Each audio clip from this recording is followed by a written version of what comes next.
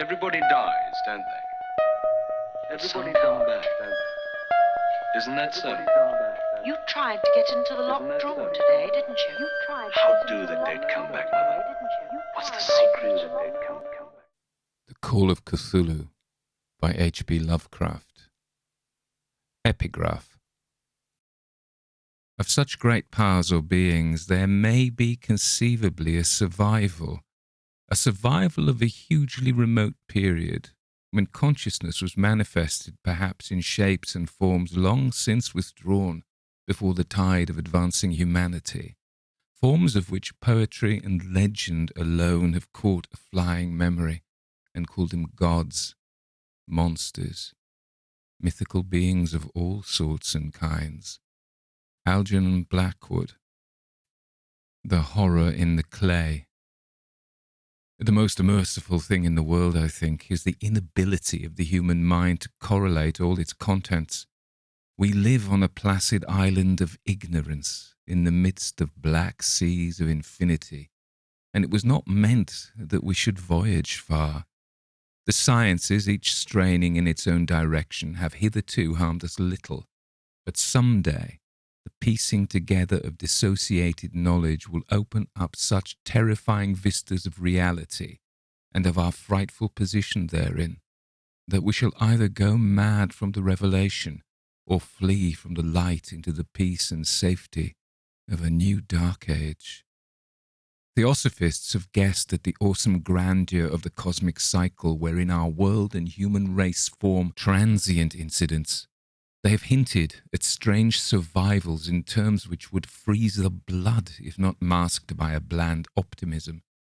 But it is not from them that there came the single glimpse of forbidden aeons which chills me when I think of it and maddens me when I dream of it.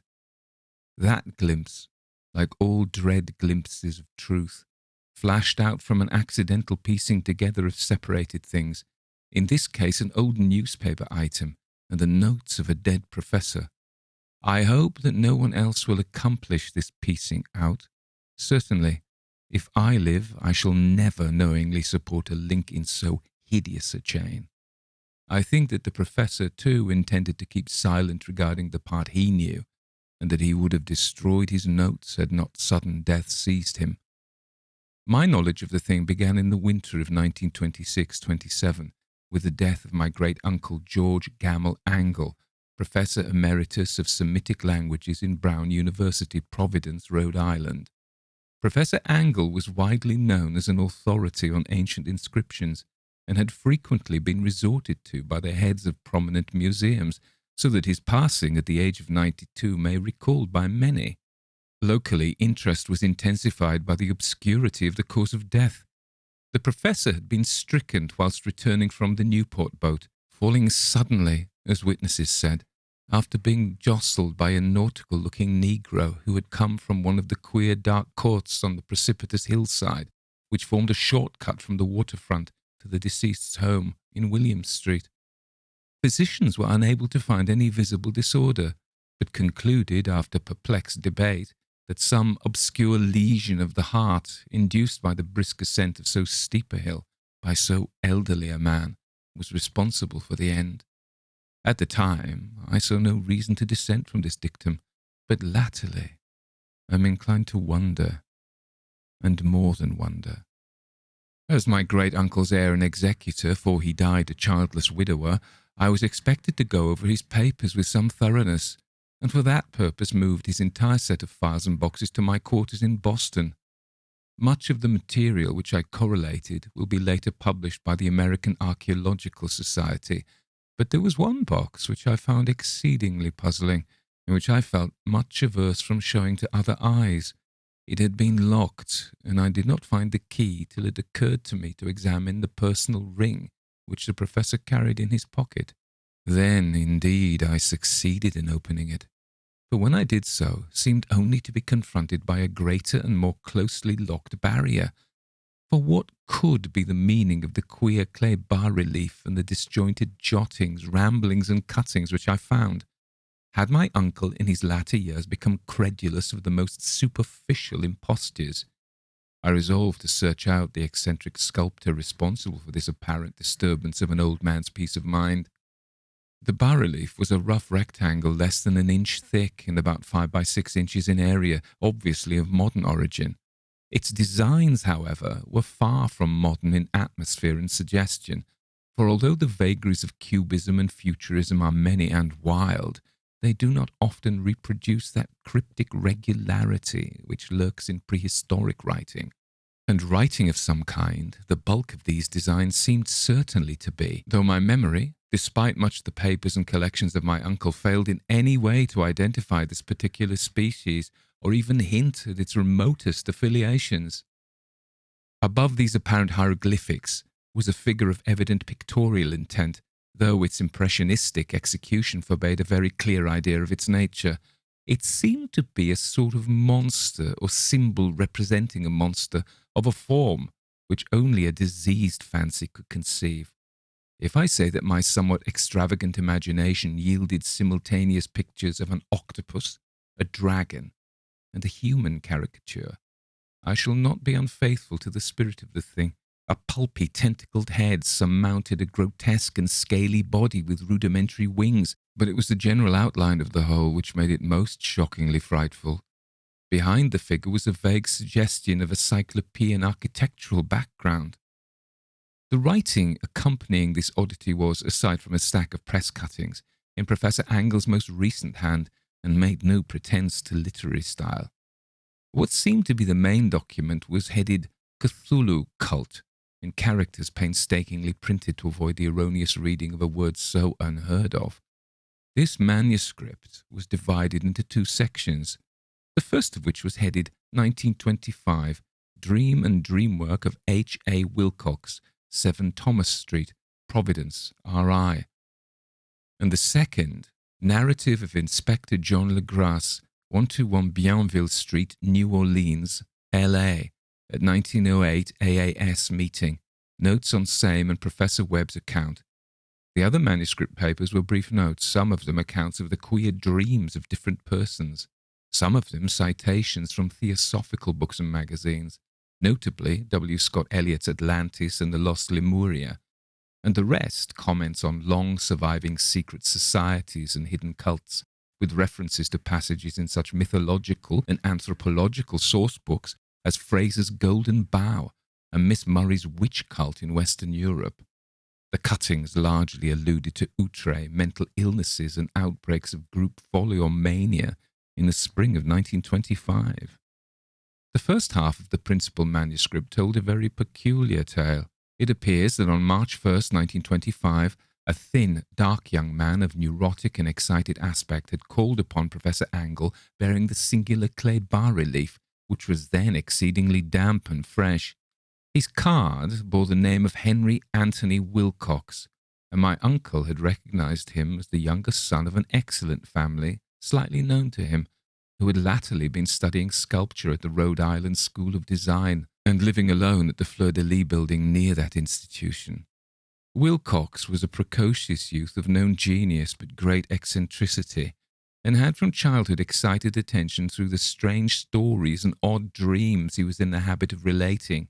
He called himself psychically hypersensitive, but the staid folk of the ancient commercial city dismissed him as merely queer. Never mingling much with his kind, he had dropped gradually from social visibility, and was now known only to a small group of aesthetes from other towns. Even the Providence Art Club, anxious to preserve its conservatism, had found him quite hopeless. On the occasion of the visit, ran the professor's manuscript, the sculptor abruptly asked for the benefit of his host's archaeological knowledge in identifying the hieroglyphics of the bas-relief.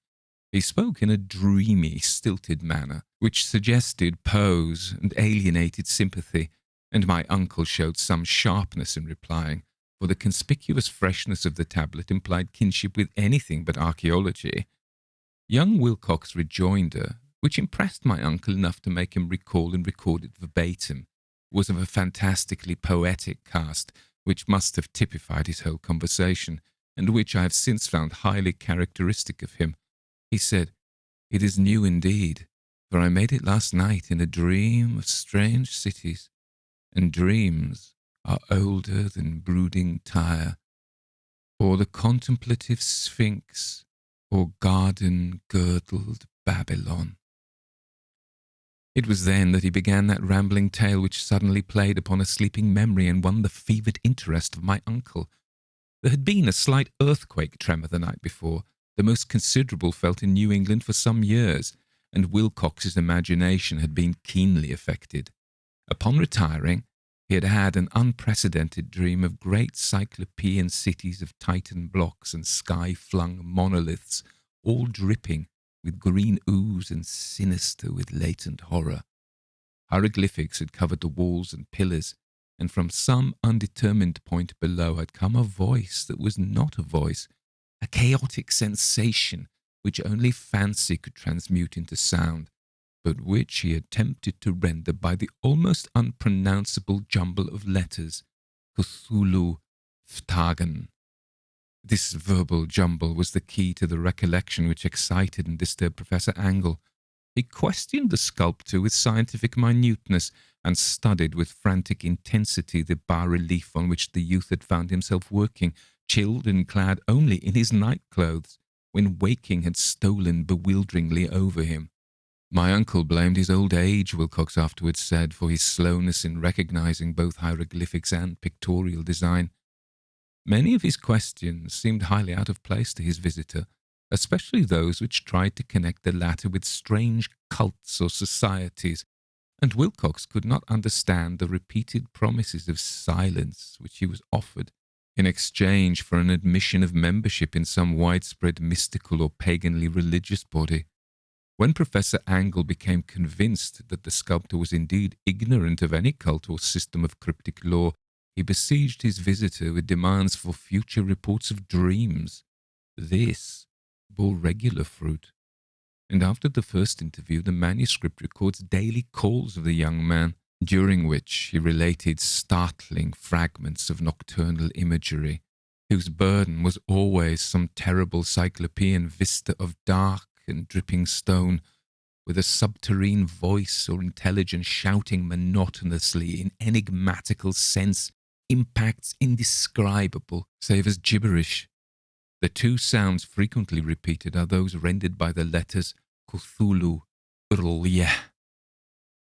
On March 23rd, the manuscript continued. Wilcox failed to appear, and inquiries at his quarters revealed that he had been stricken with an obscure sort of fever and taken to the home of his family in Waterman Street. He had cried out in the night, arousing several other artists in the building, and had manifested since then only alternations of unconsciousness and delirium. My uncle at once telephoned the family, and from that time forward kept close watch of the case, calling often at the Thayer Street office of Dr. Toby, whom he learned to be in charge. The youth's febrile mind apparently was dwelling on strange things, and the doctor shuddered now and then as he spoke of them. They included not only a repetition of what he had formerly dreamed, but touched wildly on a gigantic thing, miles high, which walked or lumbered about. He at no time fully described this object, but occasional frantic words, as repeated by Dr. Toby, convinced the professor that it must be identical with the nameless monstrosity he had sought to depict in his dream sculpture. Reference to this object, the doctor added, was invariably a prelude to the young man's subsidence into lethargy. His temperature, oddly enough, was not greatly above normal, but the whole condition was otherwise such as to suggest true fever rather than mental disorder. On April the 2nd, about 3 p.m., every trace of Wilcox's malady suddenly ceased. He sat upright in bed, astonished to find himself at home and completely ignorant of what had happened in dream or reality since the night of March 22nd. Pronounced well by his physician, he returned to his quarters in 3 days, but to Professor Angle he was of no further assistance. All traces of the strange dreaming had vanished with his recovery, and my uncle kept no record of his night thoughts after a week of pointless and irrelevant accounts of thoroughly usual visions. Here the first part of the manuscript ended, but references to certain of the scattered notes gave me much material for thought, so much, in fact, that only the ingrained scepticism then forming my philosophy can account for my continued distrust of the artist. The notes in question were those descriptive of the dreams of various persons covering the same period as that in which young Wilcox had his strange visitations. My uncle, it seems, had quickly instituted a prodigiously far-flung body of inquiries amongst nearly all the friends whom he could question without impertinence, asking for nightly reports of their dreams and the dates of any notable visions for some time past. The reception of his request seems to have varied, but he must at the very least have received more responses than an ordinary man could have handled without a secretary. This original correspondence was not preserved, but his notes formed a thorough and really significant digest. Average people in society and business, New England's traditional salt of the earth, gave an almost completely negative result, though scattered cases of uneasy but formless nocturnal impressions appear here and there. Always between March 23rd and April 2nd, the period of young Wilcox's delirium. Scientific men were little more affected, though 4 cases of vague descriptions suggesting fugitive glimpses of strange landscapes, and in one case there is mentioned a dread of something abnormal. It was from the artists and poets that the pertinent answers came, and I know that panic would have broken loose had they been able to compare notes. As it was, lacking their original letters, I half suspected the compiler of having asked leading questions, or of having edited the correspondence in corroboration of what he had latently resolved to say. That is why I continued to feel that Wilcox, somehow cognizant of the old data which my uncle had possessed, had been imposing on the veteran scientist. These responses from aesthetes told disturbing tales. From February 22nd to April 2nd, a large proportion of them had dreamed very bizarre things, the intensity of the dreams being immeasurably the stronger during the period of the sculptor's delirium. Over 1/4 of those who reported anything reported scenes and half-sounds not unlike those which Wilcox had described, and some of the dreamers confessed acute fear of the gigantic nameless thing visible toward the last. One case, which the note describes with emphasis, was very sad. The subject, a widely known architect with leanings towards theosophy and occultism, went violently insane on the date of young Wilcox's seizure and expired several months later after incessant screamings to be saved from some escaped denizen of hell. Had my uncle referred to these cases by name instead of merely by number, I should have attempted some corroboration and personal investigation, but as it was, I succeeded in tracing down only a few. All of these, however, bore out the notes in full. I have often wondered if all the objects of the professor's questioning felt as puzzled as did this fraction. It is well that no explanation shall ever reach them. The press cuttings, as I have intimated, touched on cases of panic, mania, and eccentricity during the given period. Professor Angle must have employed a cutting bureau, for the number of extracts was tremendous, and the sources scattered throughout the globe. Here was a nocturnal suicide in London, where a lone sleeper had leaped from a window after a shocking cry. Here likewise a rambling letter to the editor of a paper in South America, where a fanatic deduces a dire future from visions he has seen.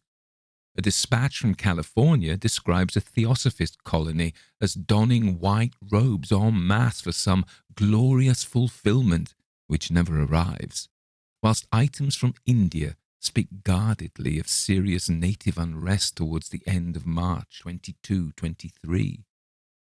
The west of Ireland, too, is full of wild rumour and legendary, and a fantastic painter named Ardois Bonneau hangs a blasphemous dream landscape in the Paris Spring Salon of 1926, and so numerous are the recorded troubles in insane asylums that only a miracle can have stopped the medical fraternity from noting strange parallelisms and drawing mystified conclusions.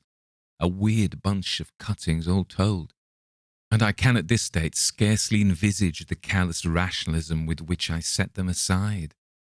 But I was then convinced that young Wilcox had known of the older matters mentioned by the professor. Part 2. The Tale of Inspector Legras. The older matters which had made the sculptor's dream and bas-relief so significant to my uncle formed the subject of the second half of his long manuscript. Once before it appears, Professor Angle had seen the hellish outlines of the nameless monstrosity, puzzled over the unknown hieroglyphics, and heard the ominous syllables which can be rendered only as Cthulhu. And all this in so stirring and horrible a connection that it is small wonder he pursued young Wilcox with queries and demands for data.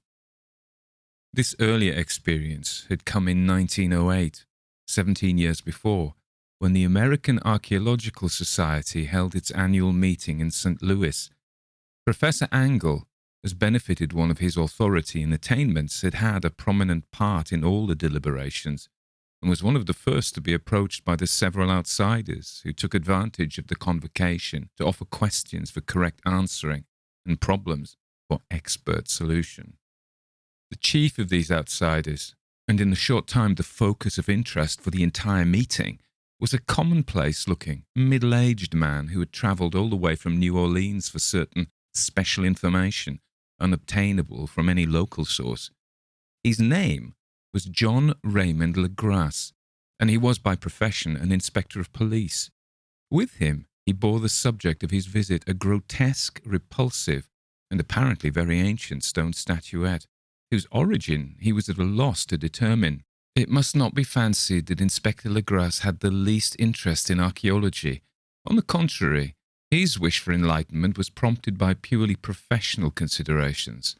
The statuette, idol, fetish, or whatever it was, had been captured some months before in the wooded swamps south of New Orleans during a raid on a supposed voodoo meeting, and so singular and hideous were the rites connected with it, that the police could not but realize that they had stumbled on a dark cult totally unknown to them, and infinitely more diabolic than even the blackest of the African voodoo circles.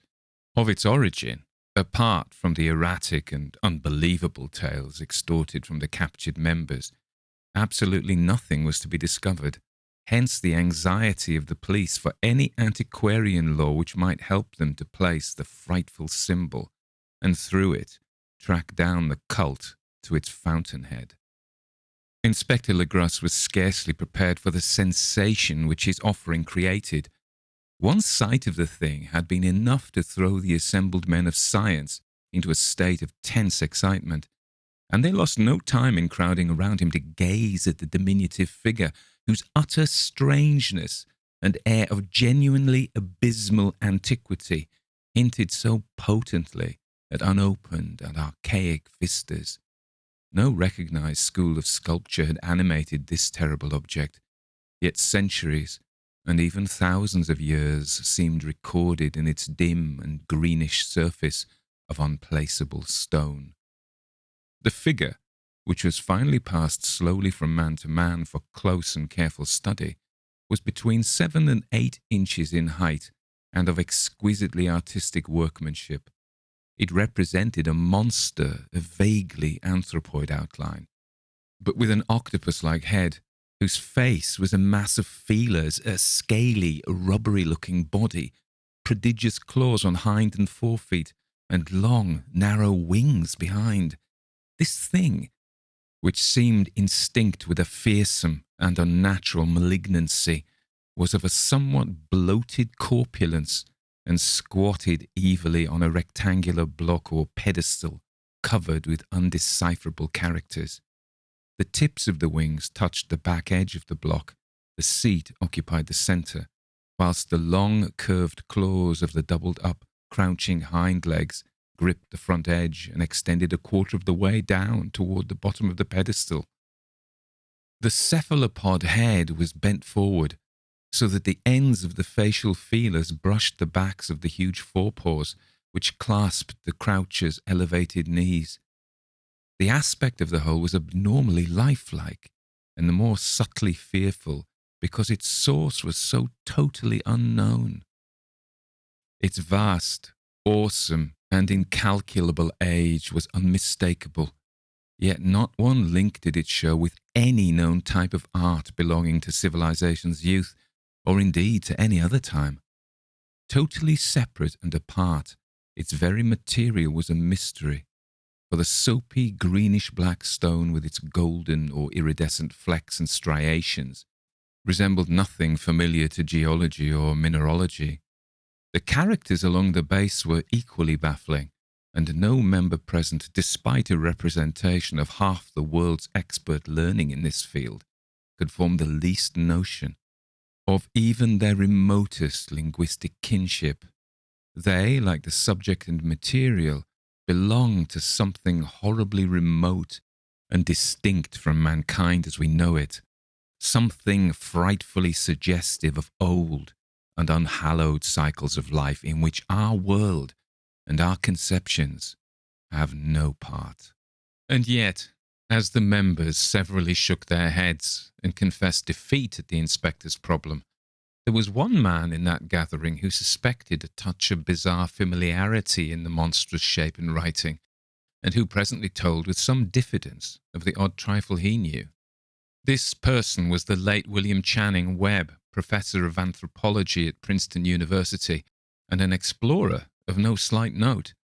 Professor Webb had been engaged 48 years before in a tour of Greenland and Iceland in search of some runic inscriptions which he had failed to unearth, and whilst high up in the West Greenland coast had encountered a singular tribe or cult of degenerate Eskimo, whose religion, a curious form of devil worship, chilled him with its deliberate bloodthirstiness and repulsiveness. It was a faith of which other Eskimo knew little, and which they mentioned only with shudders, saying that it had come down from horribly ancient eons before ever the world was made. Besides nameless rites and human sacrifices, there were queer hereditary rituals addressed to a supreme elder devil or Tornasuk, and of this Professor Webb had taken careful phonetic copy from an aged Angekok or wizard priest, expressing the sounds in Roman letters as best he knew how. But just now, of prime significance was the fetish which this cult had cherished, and around which they danced when the aurora leaped high above the ice cliffs. It was, the professor stated, a very crude bas-relief of stone, comprising a hideous picture and some cryptic writing, and so far as he could tell, it was a rough parallel, in all essential features, of the bestial thing now lying before the meeting.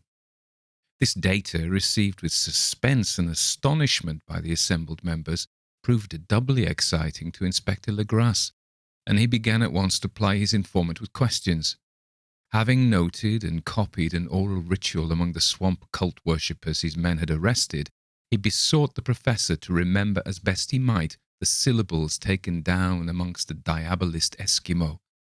There then followed an exhaustive comparison of details, and a moment of really awed silence when both detective and scientist agreed on the virtual identity of the phrase common to two hellish rituals so many worlds of distance apart. What in substance both the Eskimo wizards and the Louisiana swamp priests had chanted to their kindred idols was something very like this, the word divisions being guessed at from traditional breaks in the phrase as chanted aloud. mglw'nafh, Cthulhu R'lyeh, wgah'nagl, fhtagn. Legras had 1 point in advance of Professor Webb, for several among his mongrel prisoners had repeated to him what older celebrants had told them the words meant. This text, as given, ran something like this: In his house R'lyeh, dead Cthulhu waits dreaming.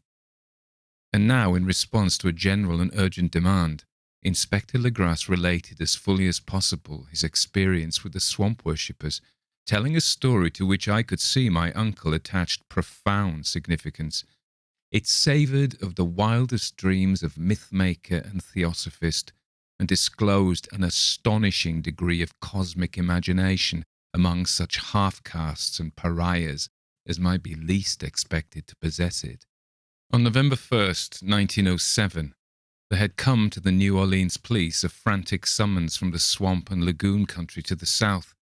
The squatters there, mostly primitive but good-natured descendants of Lafitte's men, were in the grip of stark terror from an unknown thing which had stolen upon them in the night. It was voodoo, apparently, but voodoo of a more terrible sort than they had ever known, and some of their women and children had disappeared since the malevolent tom-tom had begun its incessant beating far within the black haunted woods where no dweller ventured. There were insane shouts and harrowing screams, soul-chilling chants and dancing devil flames. And, the frightened messenger added, the people could stand it no more. So a body of 20 police filling 2 carriages and an automobile had set out in the late afternoon with the shivering squatter as a guide. At the end of the passable road they alighted, and for miles splashed on in silence through the terrible cypress woods where day never came. Ugly roots and malignant hanging nooses of Spanish moss beset them, and now and then a pile of dank stones or fragment of a rotting wall intensified by its hint of morbid habitation, a depression which every malformed tree and every fungus islet combined to create. At length, the squatter settlement, a miserable huddle of huts, hove in sight, and hysterical dwellers ran out to cluster round the group of bobbing lanterns. The muffled beat of tom-toms was now faintly audible, far, far ahead, and a curdling shriek came at infrequent intervals when the wind shifted. A reddish glare, too, seemed to filter through pale undergrowth beyond the endless avenues of forest night. Reluctant even to be left alone again, each one of the cowed squatters refused point-blank to advance another inch towards the scene of unholy worship.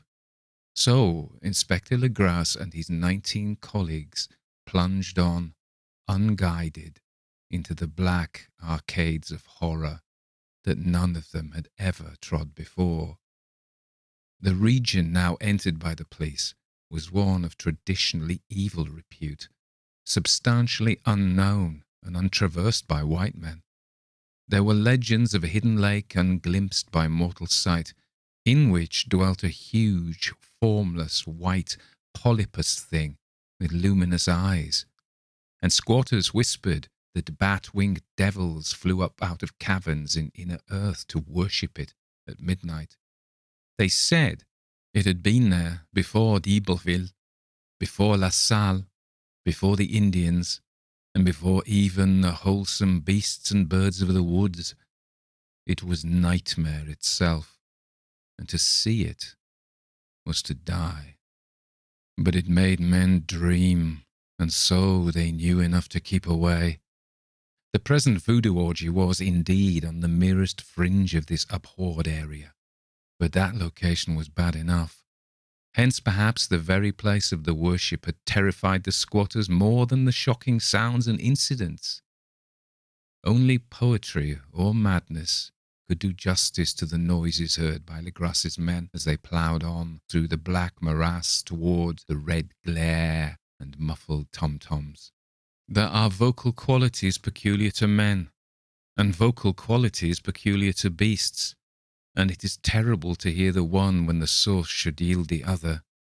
Animal fury and orgiastic license here whipped themselves to demoniac heights by howls and squawking ecstasies that tore and reverberated through those nighted woods like pestilential tempests from the gulfs of hell.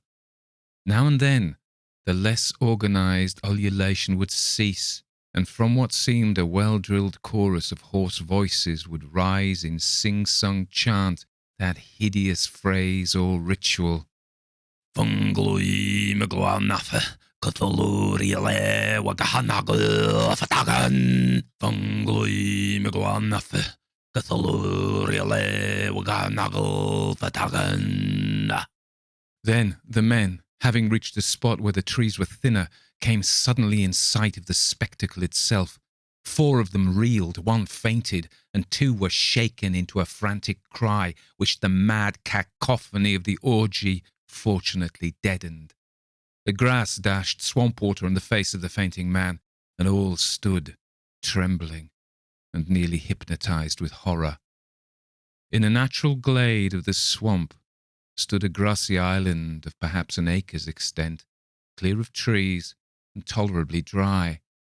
On this now leaped and twisted a more indescribable horde of human abnormality that any but a Sime or an Angarola could paint. Void of clothing, this hybrid spawn were braying, bellowing, and writhing about a monstrous ring-shaped bonfire, in the centre of which, revealed by occasional rifts in the curtain of flame, stood a great granite monolith, some 8 feet in height, on top of which, incongruous in its diminutiveness, rested the noxious carven statuette. From a wide circle of 10 scaffolds set up at regular intervals, with the flame-girt monolith as a centre, hung, head downward, the oddly marred bodies of the helpless squatters who had disappeared.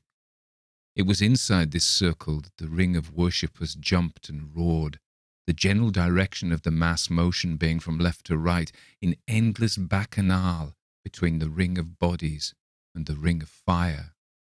It may have been only imagination, but it may have been only echoes which induced one of the men, an excitable Spaniard, to fancy he heard antiphonal responses to the ritual from some far and unillumined spot, deeper within the wood of ancient legendary and horror.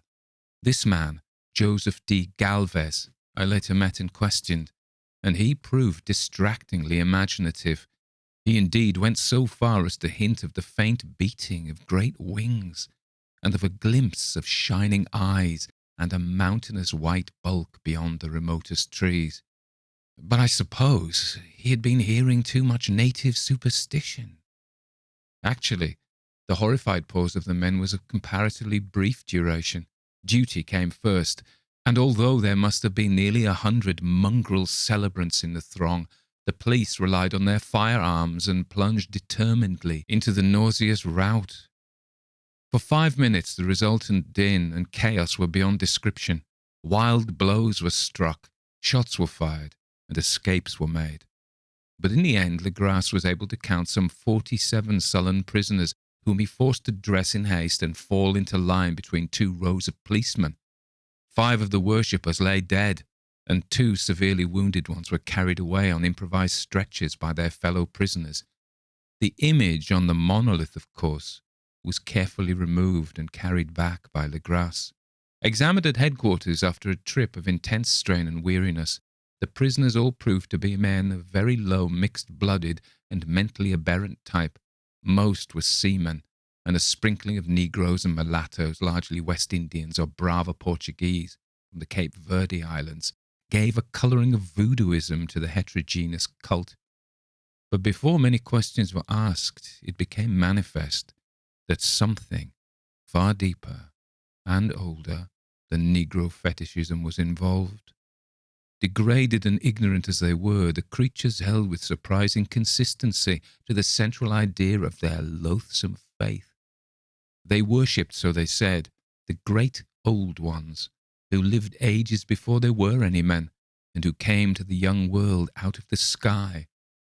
Those old ones were gone now, inside the earth and under the sea, but their dead bodies had told their secrets in dreams to the first men, who formed a cult which had never died.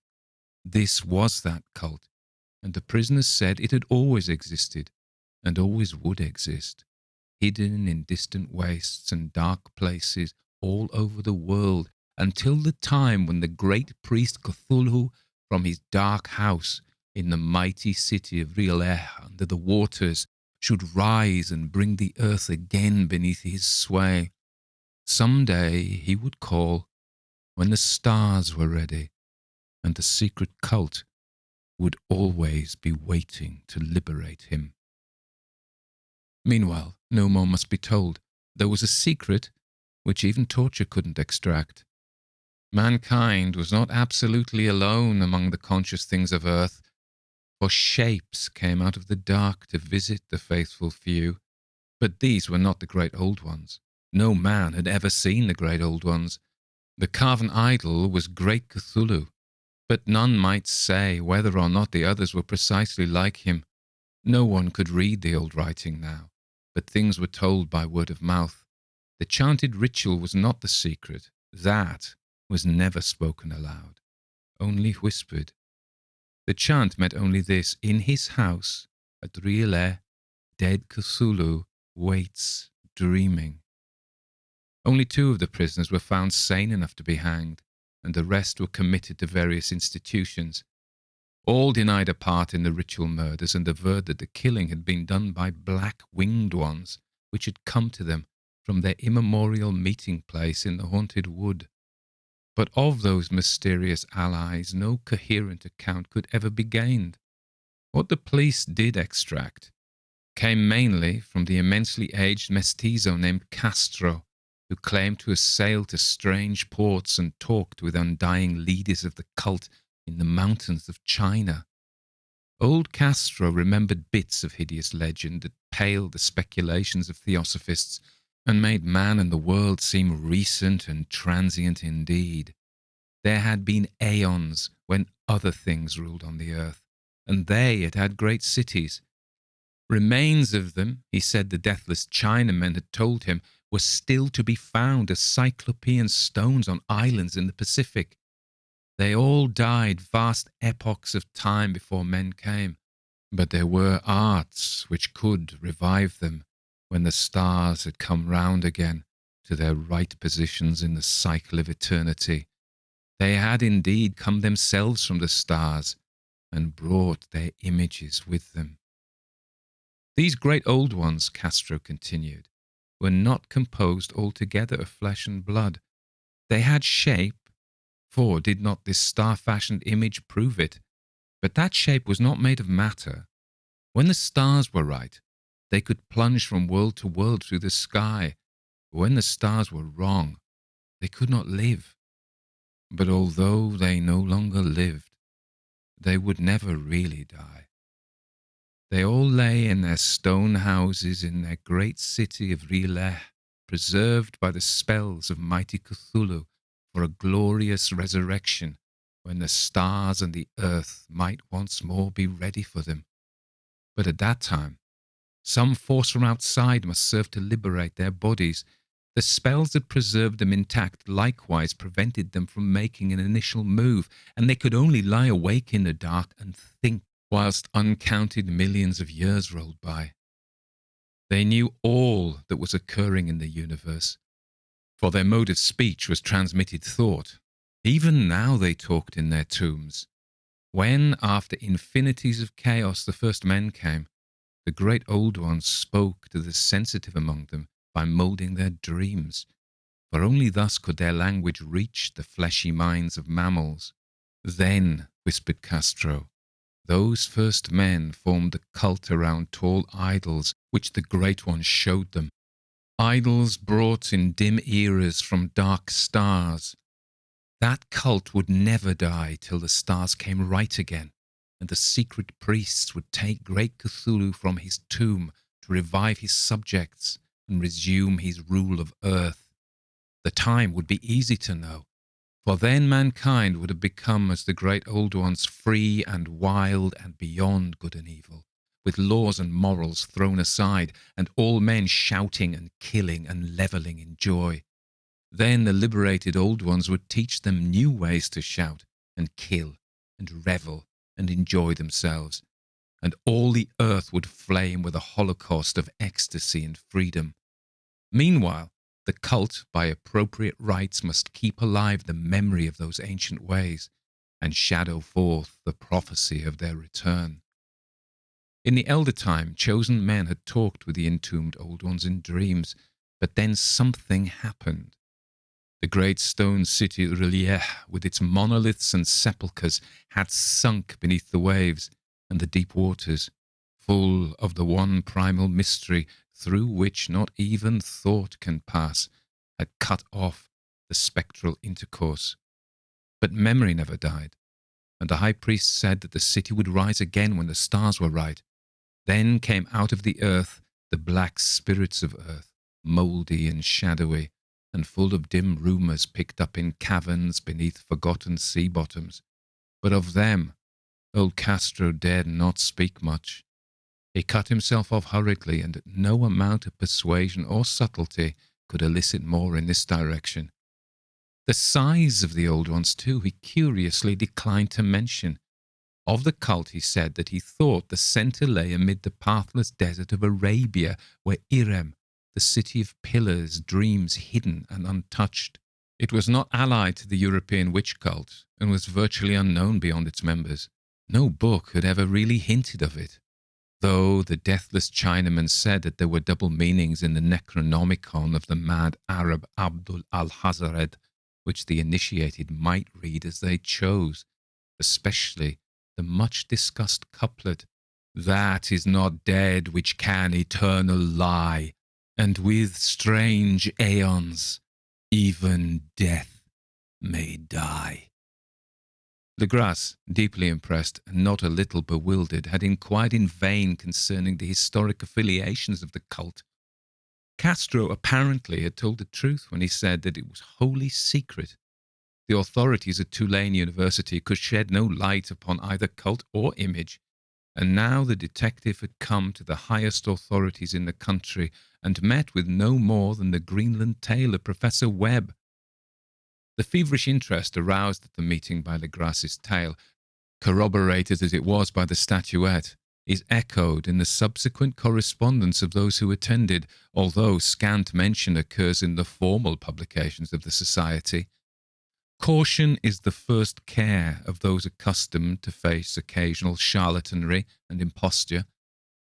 Legras for some time lent the image to Professor Webb, but at the latter's death it was returned to him and remains in his possession, where I viewed it not long ago. It is truly a terrible thing, and unmistakably akin to the dream sculpture of young Wilcox. That my uncle was excited by the tale of the sculptor I did not wonder, for what thoughts must arise upon hearing, after a knowledge of what Legras had learned of the cult, of a sensitive young man who had dreamed not only the figure and exact hieroglyphics of the swamp-found image and the Greenland devil tablet, but had come in his dreams upon at least 3 of the precise words of the formula, uttered alike by Eskimo diabolists and mongrel Louisianans. Professor Angle's instant start on an investigation of the utmost thoroughness was eminently natural, though privately I suspected young Wilcox of having heard of the cult in some indirect way, and having invented a series of dreams to heighten and continue the mystery at my uncle's expense. The dream narratives and cuttings collected by the professor were of course strong corroboration, but the rationalism of my mind and the extravagance of the whole subject led me to adopt what I thought the most sensible conclusions. So, after thoroughly studying the manuscript again, and correlating the theosophical and anthropological notes with the cult narrative of Legras, I made a trip to Providence to see the sculptor and give him the rebuke I thought proper for so boldly imposing upon a learned and aged man. Wilcox still lived alone in the Fleur-de-Lis building in Thomas Street, a hideous Victorian imitation of 17th century Breton architecture, which flaunts its stuccoed front amidst the lovely colonial houses on the ancient hill and under the very shadow of the finest Georgian steeple in America. I found him at work in his rooms, and at once conceded from the specimens scattered about that his genius is indeed profound and authentic. He will, I believe, sometime be heard from as one of the great decadents, for he has crystallized in clay and will one day mirror in marble those nightmares and fantasies which Arthur Machen evokes in prose and Clark Ashton Smith makes visible in verse and painting. Dark, frail, and somewhat unkempt in aspect, he turned languidly at my knock and asked me my business without rising. When I told him who I was, he displayed some interest, for my uncle had excited his curiosity in probing his strange dreams, yet had never explained the reason for the study. I did not enlarge his knowledge in this regard, but sought with some subtlety to draw him out. In a short time, I became convinced of his absolute sincerity, for he spoke of the dreams in a manner none could mistake.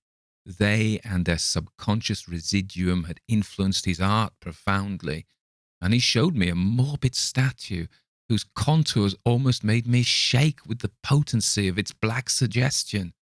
He couldn't recall having seen the original of this thing except in his own dream bas-relief, but the outlines had formed themselves insensibly under his hands.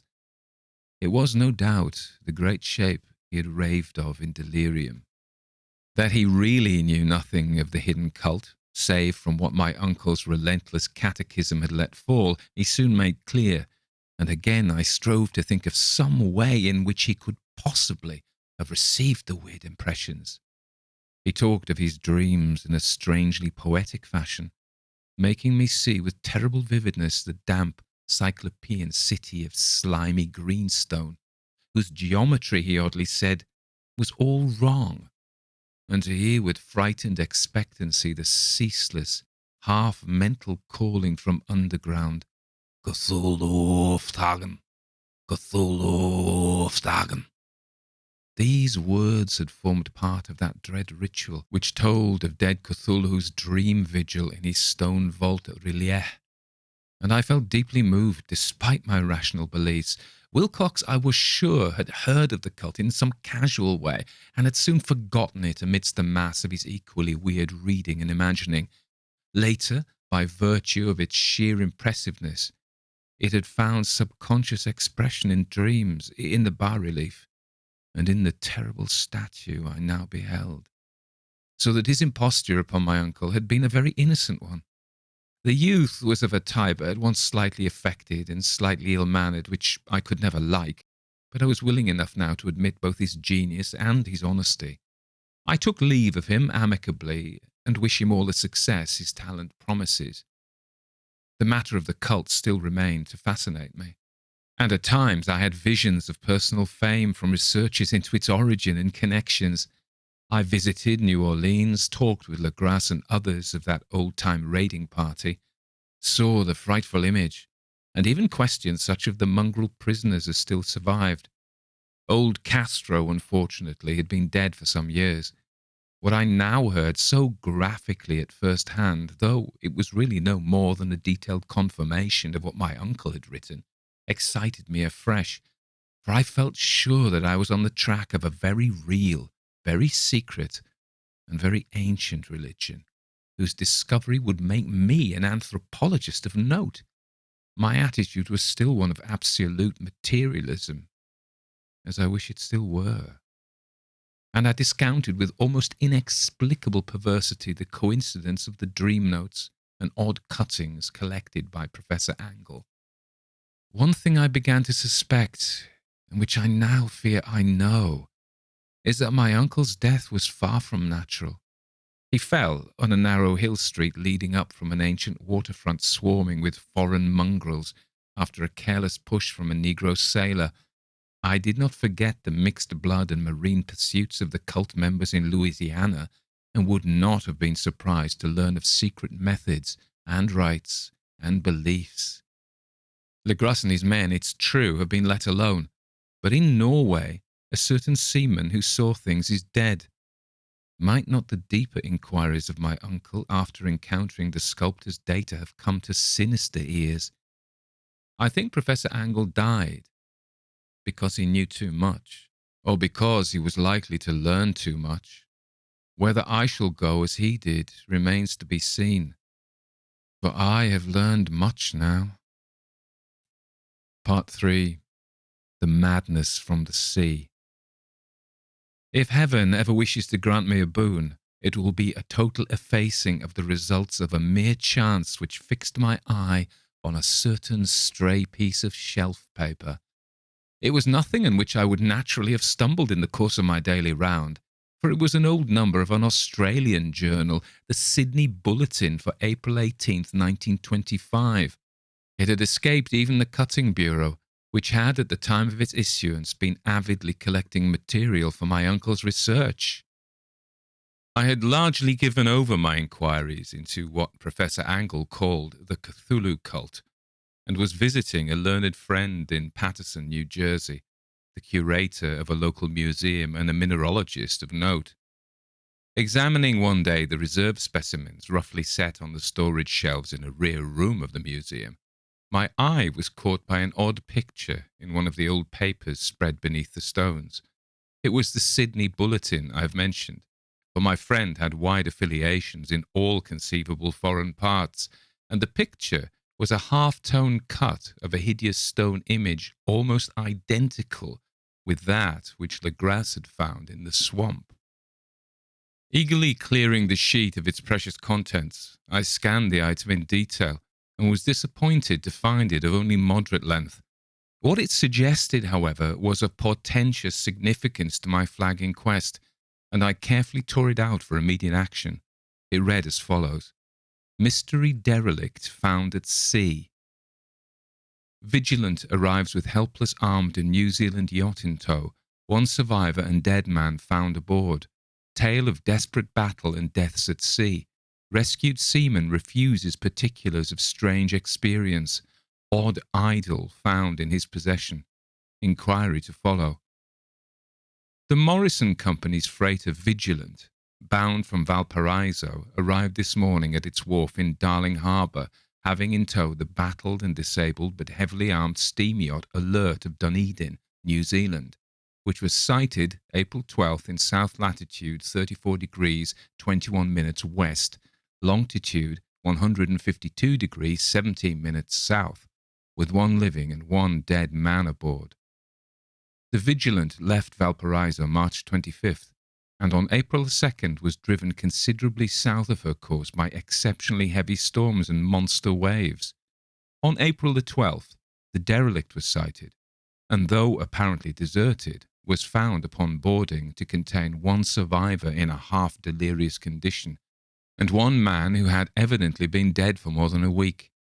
The living man was clutching a horrible stone idol of unknown origin, about a foot in height, regarding whose nature authorities at Sydney University, the Royal Society and the museum in College Street all profess complete bafflement, and which the survivor says he found in the cabin of the yacht, in a small carved shrine of common pattern. This man, after recovering his senses, told an exceedingly strange story of piracy and slaughter. He is Gustav Johansen, a Norwegian of some intelligence, and had been second mate of the two-masted schooner Emma of Auckland, which sailed for Callao February 20th with a complement of 11 men. The Emma, he says, was delayed and thrown widely south of her course by the great storm of March 1st, and on March 22nd, in south latitude 49 degrees 51 minutes, west longitude 128 degrees 34 minutes, encountered the Alert, manned by a queer and evil-looking crew of Kanakas and half-castes. Being ordered peremptorily to turn back, Captain Collins refused, whereupon the strange crew began to fire savagely and without warning upon the schooner with a particularly heavy battery of brass cannon forming part of the yacht's equipment. The Emma's men showed fight, said the survivor, and though the schooner began to sink from shots beneath the waterline, they managed to heave alongside their enemy and board her, grappling with the savage crew on the yacht's deck and being forced to kill them all, the number being slightly superior because of their particularly abhorrent and desperate, though rather clumsy, mode of fighting. 3 of the Emma's men, including Captain Collins and First Mate Green, were killed, and the remaining 8 and the second mate Johansen proceeded to navigate the captured yacht, going ahead in their original direction to see if any reason for their ordering back had existed. The next day, it appears, they raised and landed on a small island, though none is known to exist in that part of the ocean, and 6 of the men somehow died ashore, though Johansen is queerly reticent about this part of his story, and speaks only of their falling into a rock chasm. Later, it seems, he and one companion boarded the yacht and tried to manage her, but were beaten about by the storm of April the 2nd. From that time till his rescue on the 12th, the man remembers little, and he does not even recall when William Bryden, his companion, died. Bryden's death reveals no apparent cause, and was probably due to excitement or exposure. Cable advices from Dunedin report that the Alert was well known there as an island trader and bore an evil reputation along the waterfront. It was owned by a curious group of half-castes whose frequent meetings and night trips to the woods attracted no little curiosity, and it had set sail in great haste just after the storm and earth tremors of March the 1st. Our Auckland correspondent gives the Emma and her crew an excellent reputation, and Johansen is described as a sober and worthy man. The Admiralty will institute an inquiry on the whole matter beginning tomorrow, at which every effort will be made to induce Johansen to speak more freely than he has done hitherto. This was all, together with a picture of the hellish image, but what a train of ideas it started in my mind. Here were new treasuries of data on the Cthulhu cult, and evidence that it had strange interests at sea as well as on land. What motive prompted the hybrid crew to order back the Emma as they sailed about with their hideous idol?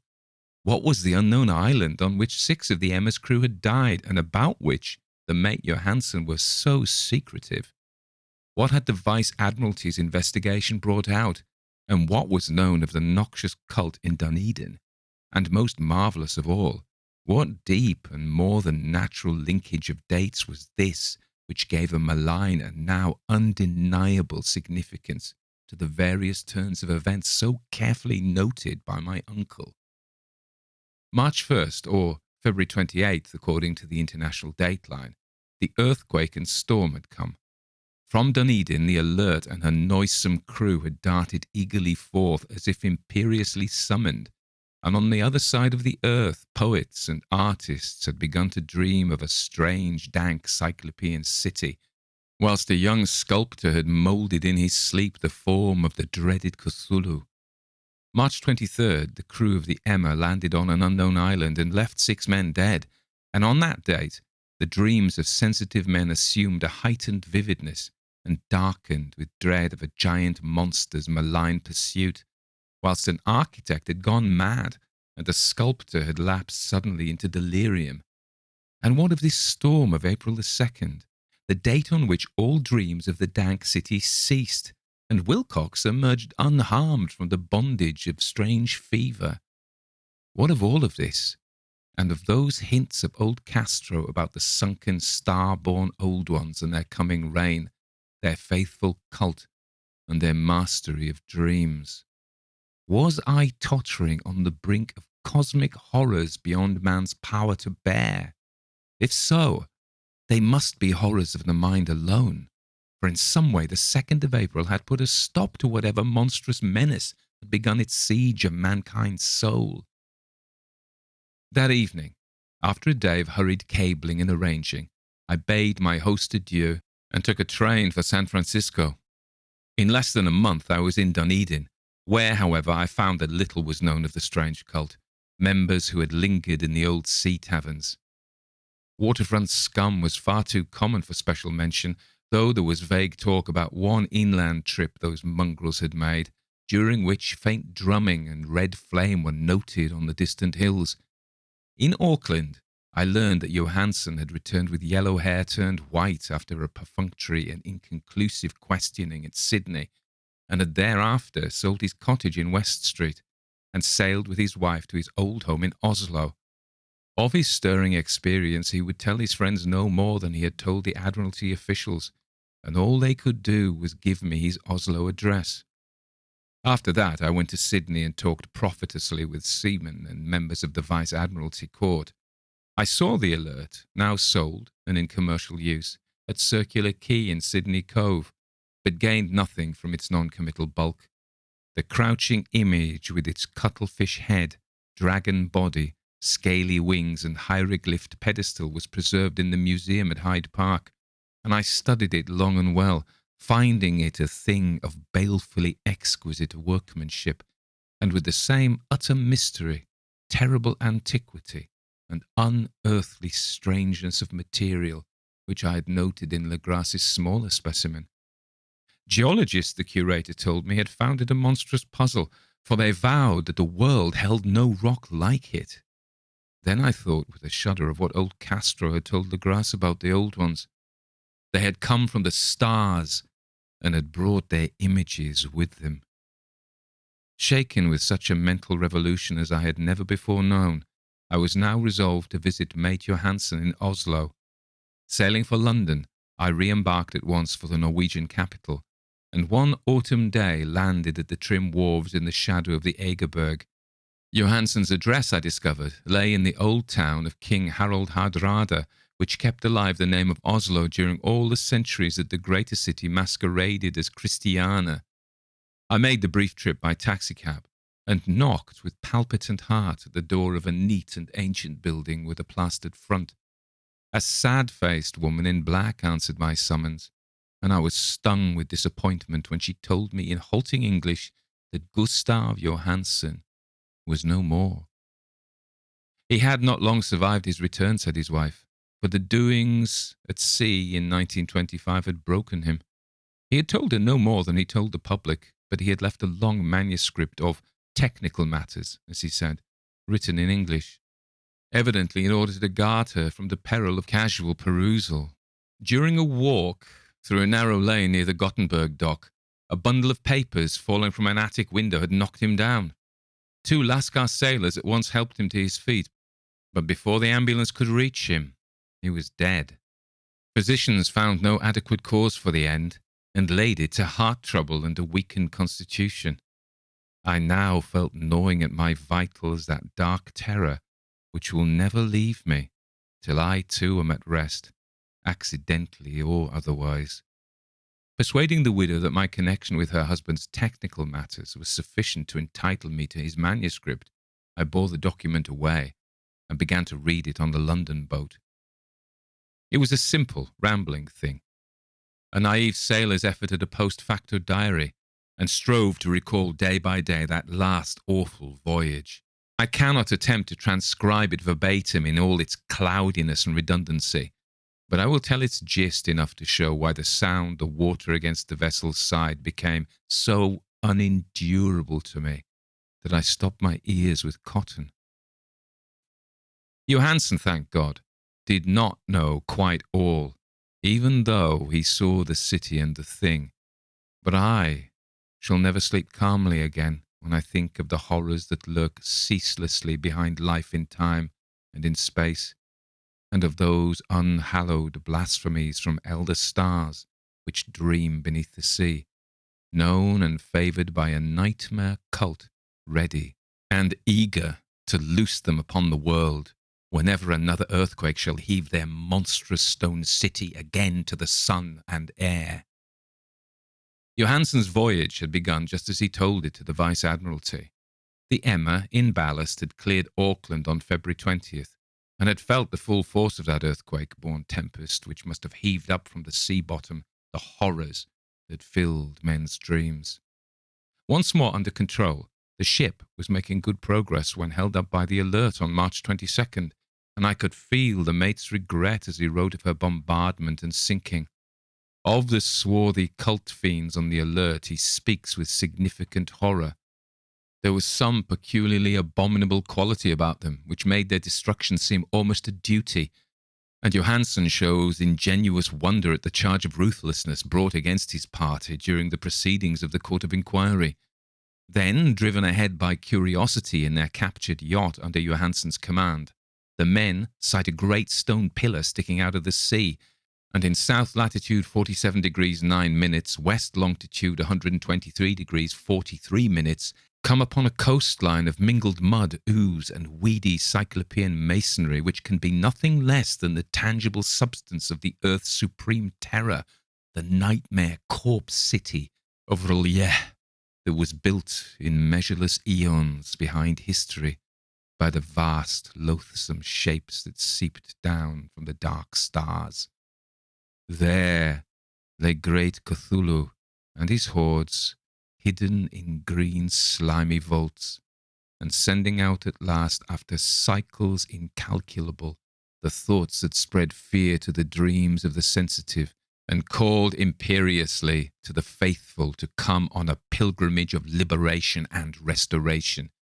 All this Johansen did not suspect, but God knows, he soon saw enough. I suppose that only a single mountaintop, the hideous monolith-crowned citadel whereon great Cthulhu was buried, actually emerged from the waters. When I think of the extent of all that may be brooding down there, I almost wish to kill myself forthwith. Johansen and his men were awed by the cosmic majesty of this dripping Babylon of elder demons, and must have guessed without guidance that it was nothing of this or of any sane planet. Or at the unbelievable size of the greenish stone blocks, at the dizzying height of the great carven monolith, and at the stupefying identity of the colossal statues and bas-reliefs, with the queer image found in the shrine on the alert is poignantly visible in every line of the mate's frightened description. Without knowing what futurism is like, Johansen achieved something very close to it when he spoke of the city, for instead of describing any definite structure or building, he dwells only on broad impressions of vast angles and stone surfaces, surfaces too great to belong to anything right or proper for this earth, and impious with horrible images and hieroglyphs. I mention his talk about angles because it suggests something Wilcox had told me of his awful dreams. He said that the geometry of the dream place he saw was abnormal, non-Euclidean, and loathsomely redolent of spheres and dimensions apart from ours. Now an unlettered seaman felt the same thing whilst gazing at the terrible reality. Johansen and his men landed at a sloping mud bank on this monstrous acropolis and clambered slipperily up over titan oozy blocks which could have been no mortal staircase. The very sun of heaven seemed distorted when viewed through the polarizing miasma welling out from this sea-soaked perversion, and twisted menace and suspense lurked leeringly in those crazily elusive angles of carven rock, where a second glance showed concavity after the first showed convexity. Something very like fright had come over all the explorers before anything more definite than rock and ooze and weed was seen. Each would have fled had he not feared the scorn of the others, and it was only half-heartedly that they searched vainly, as it proved, for some portable souvenir to bear away. It was Rodriguez, the Portuguese, who climbed up the foot of the monolith and shouted of what he had found. The rest followed him and looked curiously at the immense carved door with the now familiar squid dragon bas-relief. It was, Johansen said, like a great barn door, and they all felt that it was a door because of the ornate lintel threshold and jambs around it, though they couldn't decide whether it lay flat like a trapdoor or slantwise like an outside cellar door. As Wilcox would have said, the geometry of the place was all wrong. One could not be sure that the sea and ground were horizontal, hence the relative position of everything seemed phantasmally variable. Bryden pushed at the stone in several places without result. Then Donovan felt over it delicately around the edge, pressing each point separately as he went. He climbed interminably along the grotesque stone moulding. That is, one would call it climbing if the thing was not after all horizontal. And the men wondered how any door in the universe could be so vast. Then, very softly and slowly, the acre-great lintel began to give inward at the top, and they saw that it was balanced. Donovan slid or somehow propelled himself down or along the jamb and rejoined his fellows, and everyone watched the queer recession of the monstrously carven portal. In this fantasy of prismatic distortion, it moved anomalously in a diagonal way, so that all the rules of matter and perspective seemed upset. The aperture was black, with a darkness almost material. That tenebrousness was indeed a positive quality, for it obscured such parts of the inner walls as ought to have been revealed, and actually burst forth like smoke from its aeon-long imprisonment, visibly darkening the sun as it slunk away into the shrunken and gibbous sky on flapping membranous wings. The odour rising from the newly opened depths was intolerable, and at length the quick-eared Hawkins thought he heard a nasty, slopping sound down there. Everyone listened, and everyone was listening still when it lumbered slobberingly into sight and gropingly squeezed its gelatinous green immensity through the black doorway into the tainted outside air of that poisoned city of madness. Poor Johansen's handwriting almost gave out when he wrote this. Of the 6 men who never reached the ship, he thinks 2 perished of pure fright in that accursed instant. The thing cannot be described. There is no language for such abysms of shrieking and immemorial lunacy such eldritch contradictions of all matter, force, and cosmic order. A mountain walked or stumbled. God! What wonder that across the earth a great architect went mad, and poor Wilcox raved with fever in that telepathic instant. The thing of the idols, the green, sticky spawn of the stars, had awaked to claim his own. The stars were right again, and what an age-old cult had failed to do by design, a band of innocent sailors had done by accident. After vigintillions of years, great Cthulhu was loose again, and ravening for delight. 3 men were swept up by the flabby claws before anybody turned. God rest them, if there be any rest in the universe. They were Donovan, Guerrera, and Angstrom. Parker slipped as the other 3 were plunging frenziedly over endless vistas of green-crusted rock to the boat. And Johansen swears he was swallowed up by an angle of masonry which shouldn't have been there, an angle which was acute but behaved as if it were obtuse. So only Bryden and Johansen reached the boat and pulled desperately for the alert as the mountainous monstrosity flopped down the slimy stones and hesitated, floundering at the edge of the water. Steam had not been suffered to go down entirely, despite the departure of all hands for the shore, and it was the work of only a few moments of feverish rushing up and down between wheel and engines to get the alert under way. Slowly, amidst the distorted horrors of that indescribable scene, she began to churn the lethal waters, whilst on the masonry of that charnel shore that was not of earth, the Titan thing from the stars slavered and gibbered like Polypheme, cursing the fleeing ship of Odysseus. Then, bolder than the storied Cyclops, great Cthulhu slid greasily into the water and began to pursue with vast wave-raising strokes of cosmic potency. Bryden looked back and went mad, laughing shrilly as he kept on laughing at intervals till death found him one night in the cabin whilst Johansen was wandering deliriously. But Johansen had not given out yet. Knowing that the thing could surely overtake the alert until steam was fully up, he resolved on a desperate chance, and setting the engine for full speed, ran lightning-like on deck and reversed the wheel. There was a mighty eddying and foaming in the noisome brine, and as the steam mounted higher and higher, the brave Norwegian drove his vessel head-on against the pursuing jelly, which rose above the unclean froth like the stern of a Damon galleon. The awful squid head, with writhing feelers, came nearly up to the bowsprit of the sturdy yacht. But Johansen drove on relentlessly. There was a bursting, as of an exploding bladder, a slushy nastiness, as of a cloven sunfish, a stench, as of 1,000 opened graves, and a sound that the chronicler could not put on paper.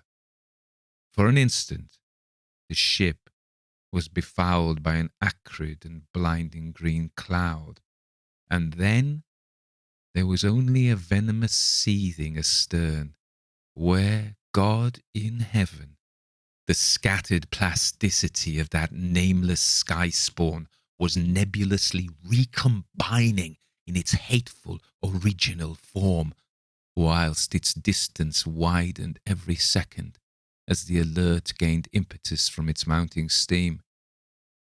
That was all. After that, Johansen only brooded over the idol in the cabin and attended to a few matters of food for himself and the laughing maniac by his side.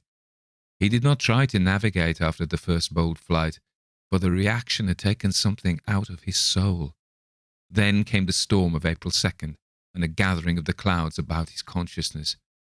There is a sense of spectral whirling through liquid gulfs of infinity, of dizzying rides through reeling universes on a comet's tail, and of hysterical plunges from the pit to the moon and from the moon back again to the pit, all livened by a cachinnating chorus of the distorted, hilarious elder gods and the green, bat-winged, mocking imps of Tartarus.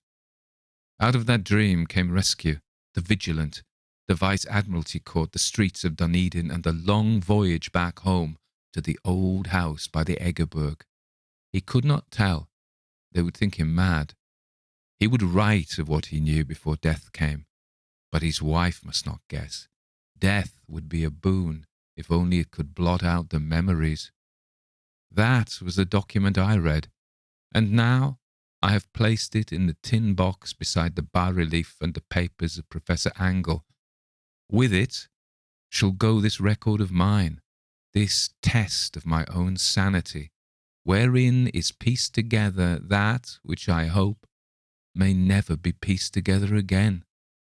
I have looked upon all that the universe has to hold of horror, and even the skies of spring and the flowers of summer must ever afterwards be poison to me. But I do not think my life will be long. As my uncle went, as poor Johansen went, so shall I go. I know too much, and the cult still lives.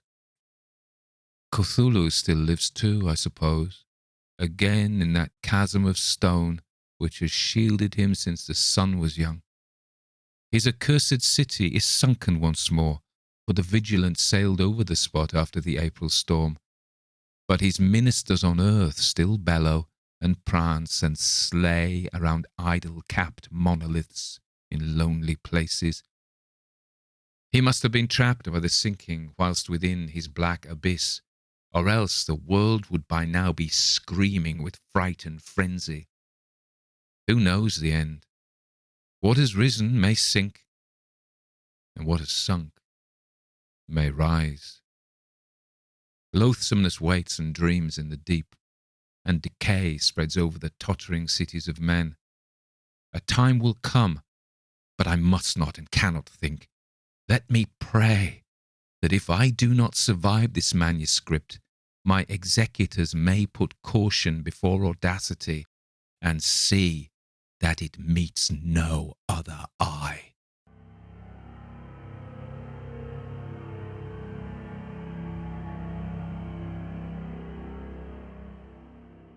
That was The Call of Cthulhu by Howard Phillips Lovecraft.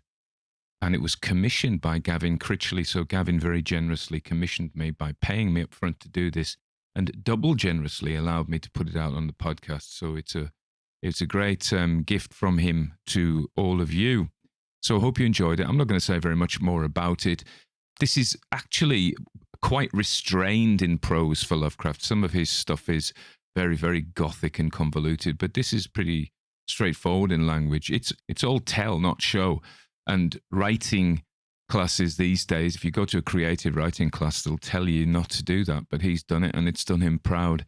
And that's true for many, many writers. And that only goes to prove whatever rule somebody tells you about writing, somebody has broken it successfully. So just write what you want to do. Look at Lovecraft. Not everybody likes him, but this is the foundation story of cosmic horror, isn't it? And it's the underpinning of all the Cthulhu mythos.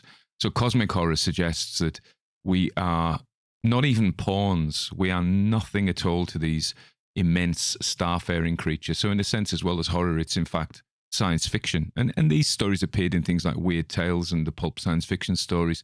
So they're not pure horror, the classic horror of a haunted house or a mansion or a castle. See, I'm even saying castle now in the things. A castle, I mean, because I do that in my RP voice when I'm producing. Regular listeners will be aware that I'm going camping in Wales next month, June 2022. And so I need to get a few stories in the can and I can schedule them to come out later on. So this actually does me a real good service. I hope it's a really popular one. It deserves to be, just to thank Gavin for his support. Okay, I hope you're all well. Remember to share, subscribe, tell your mates about it, and be a bloody good bloke. I came across that phrase once. A bloody good bloke. And I've known many bloody good blokes in the past. And so if you want to say the podcast is rather good and it's a bloody good bloke who's reading it out, I won't say no. Okay, you all take care. Bye-bye.